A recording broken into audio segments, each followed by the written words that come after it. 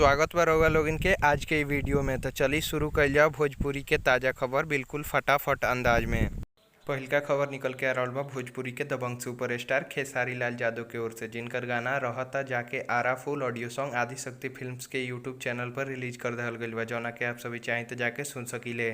दूसरा खबर निकल के आ रहल बा भोजपुरी के सुपरहिट गायक व अभिनेता प्रमोद प्रेमी यादव के ओर से, जिनकर गाना रोवत तारी कनिया हो फुल ऑडियो सॉन्ग प्रमोद प्रेमी इंटरटेनमेंट के यूट्यूब चैनल पर रिलीज कर दहल गइल बा, जौना के आप सभी चाहें तो जाके सुन सकीले।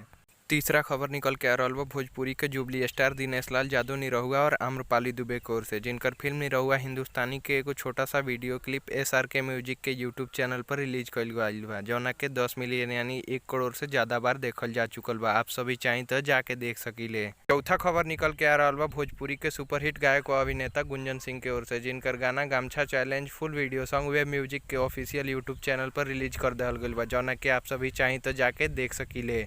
पांचवा खबर निकल के आ रहल बा भोजपुरी के पावर स्टार पवन सिंह के ओर से, जिनकर गाना 200 के ककई के फुल वीडियो सॉन्ग के शूटिंग कंप्लीट हो गइल बा, जौना के तस्वीर आप सभी स्क्रीन पर देख सकतनी। ये गाना के जल्द ही आप सभी के बीच यासी फिल्म्स के यूट्यूब चैनल पर रिलीज कइल जाई। तो कमेंट बॉक्स में बताएं कि आप सभी के खबर कैसन लागल। छठा खबर निकल के आ रहल बा नीलकमल सिंह के ओर से, जिनकर गाना आइल जुल्मी जून के महीना फुल वीडियो सॉन्ग काल सवेरे 5 बजे विजय लक्ष्मी म्यूजिक के यूट्यूब चैनल पर रिलीज कर दहल जाई, जौना के आप सभी जाके देख सके। सातवां और आज की आखिरी खबर निकल के आ रहल बा भोजपुरी के दबंग सुपरस्टार खेसारी लाल यादव के ओर से, जिनकर गाना चुम्मा तोहरा मुहे हमरा लाग गइल बाटे फुल वीडियो सॉन्ग के शूटिंग कंप्लीट कर लेहल गइल बा, और एक ही आप सभी के बीच जल्द ही वीनस भोजपुरी के यूट्यूब चैनल पर रिलीज कइल जाई, जौना के तस्वीर आप सभी स्क्रीन पर देख सकतनी।